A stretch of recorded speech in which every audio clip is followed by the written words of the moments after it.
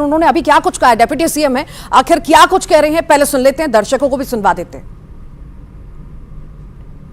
हमारे साथ मध्य प्रदेश के डिप्टी सीएम राजेंद्र शुक्ला जी हैं। राजेंद्र शुक्ला जी, सरकार की क्या प्राथमिकताएं हैं और राजेंद्र शुक्ला जी की क्या प्राथमिकताएं हैं? सरकार की जो प्राथमिकताएं तय होंगी आने वाले दिनों में, वही हमारी प्राथमिकता रहेगी और मध्य प्रदेश को सबसे बेहतर राज्य देश का बनाने के लिए जो रोड मैप बनेगा, उस रोड मैप पर काम किया जाएगा, जिससे कि हम अपने लक्ष्य को प्राप्त करें और जनता की सपनों को पूरा किया जा सके।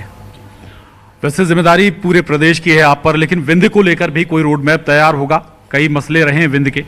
विंध्य में सिंचाई के क्षेत्र में, हाईवे के क्षेत्र में, बिजली के क्षेत्र में, और जो हमारे संवेदनशील मुद्दे रहे, रीवा में हवाई अड्डा बने, उसमें मार्च में उसका लोकार्पण हो जाए, इसके लिए हम लोग पूरी ताकत लगाएंगे।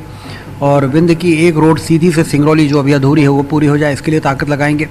बहुत जल्दी केंद्रीय मंत्री जी से मिलूंगा, आदरणीय नितिन गडकरी जी से, और उसको गति देने का प्रयास करूंगा।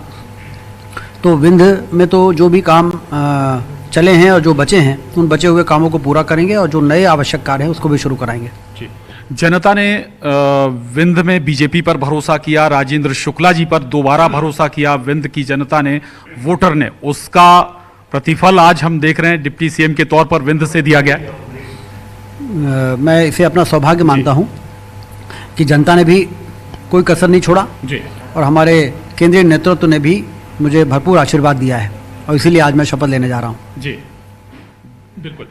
जीत को लेकर बहुत सारी तमाम तरह की बातें हुई, लाडली बहना, लेकिन आखिर में हम ये कहें कि जो डबल इंजन की सरकार थी उसकी जीत है ये?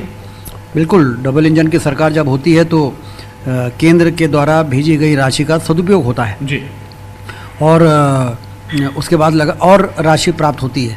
लेकिन जब प्रदेश में अन्य सरकारें होती हैं तो वो राजनीतिक भावनाओं को ध्यान में रखते हुए केंद्र के द्वारा भेजी जा रही सारी सुविधाओं को मुस्तैदी के साथ ज़मीन पर उतारने में देरी करते हैं, लापरवाही करते हैं, क्योंकि उनको लगता है कि पॉलिटिकल फ़ायदा मोदी जी को मिल जाएगा, और इसलिए वो देरी जब होती है तो नुकसान जनता का होता है। जैसे डबल इंजन की सरकार होती है तो पूरी रफ्तार से वो तमाम योजनाएं, केंद्र प्रवर्तित जो योजनाएं हैं, वो ज़मीन पर उतर जाती हैं।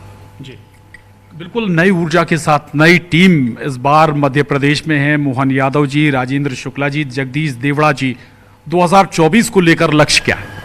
2024 में इस देश का बहुत ही महत्वपूर्ण चुनाव होने वाला है, लोकसभा का जी, क्योंकि भारत विश्व गुरु बनने के लक्ष्य, जो एक बहुत पुराना लक्ष्य है हमारा, जी, स्वामी विवेकानंद जी ने कहा था कि 19वीं सदी भारत की, 21वीं सदी भारत की होगी। 21वीं सदी चल रही है और मोदी जी के नेतृत्व में हम देख रहे हैं कि उस महापुरुष की भविष्यवाणी के साकार होने का संयोग बन रहा है कि हम विश्व गुरु बनने की लक्ष्य के बहुत करीब पहुंच चुके हैं मोदी जी के नेतृत्व के कारण।